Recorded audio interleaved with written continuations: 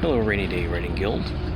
My name is Jake. Happy Wednesday. I'm going to start this video with the shout-outs for last week. Devin, you made a really good point about marketing your name as where it's going to end up on the shelf. So that's an interesting piece that I certainly hadn't thought of, and I don't know if anybody else did either, so that's a little bit of meta there. Lydia, you made a really good point about using a pen name to protect your day job. That's very Clark Kent of you, and that's a good point as well. So thank you both for that insight. This week, though, we're talking mainly about making your readers cry. And enjoy hit it on the nose with essentially pulling at your reader's heartstrings. You need to hit them in a sensitive spot to make sure that they feel the hurt. And from the research that I've done, it all begins kind of the same way. That you want to make your character likable. You want your reader to identify with your character on a primal level, a basic carnal level. We as humans have some very basic needs. The need to eat, the need to be loved, the need to love, and ensure the longevity of our species. So if your character has any of these needs or desires at the root of their motivation, then anybody who is anybody is going to be able to identify with your character. And that's number one. So now that your reader is on the same level with your character, you need to raise the stakes. The stakes have to be high. If they lose it all. You have to be able to win big or lose big, to be invested in the conflict. And then you have to write a long and winding and arduous journey. It can't be a quick milk run. It has to be this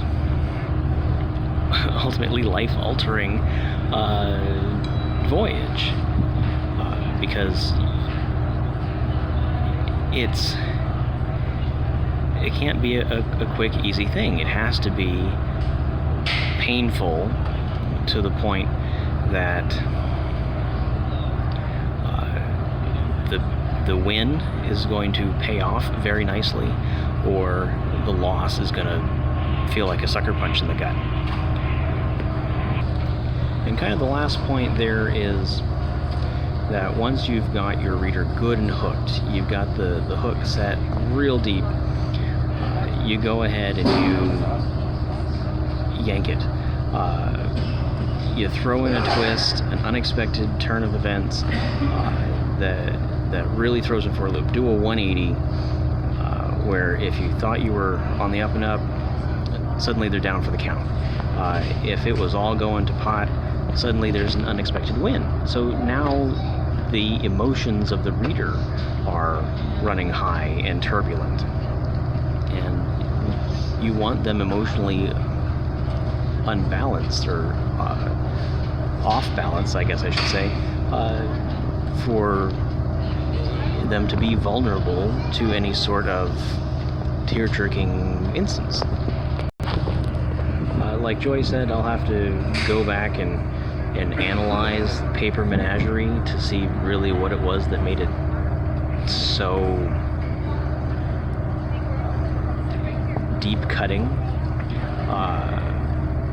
that I didn't want to read it. I didn't want her to read it to me. She did it anyway, and I was a wreck the rest of the day. So I'm very mad at you still, Joy, for doing that to me. There was another book that I read of my own choosing, where at the very end, I'm not going to spoil anything, but at the very end, it was a 3-book series, and it had multiple protagonists, but 2 of them was a father and son, and they had this very estranged relationship. Dad was always too busy with work. The son was gifted, but he was kind of jaded, and so they had their own separate careers, and throughout the course of the story, they kind of reconnected-ish, and so at the very, very end, it was like second to last page of the entire series, where Dad finally sacrifices himself to save not just the son, but kind of the world, you know, that sort of thing. And he dies in his son's arms and says something poignant about, your mom says hi, but, you know, mom's been dead since before the book started. So, like, we're proud of you. That's what it was. Like, your mom and I are proud of you, which is all the son ever wanted, was the approval of his father. And oh man, I'm sure my pages are still tear-stained.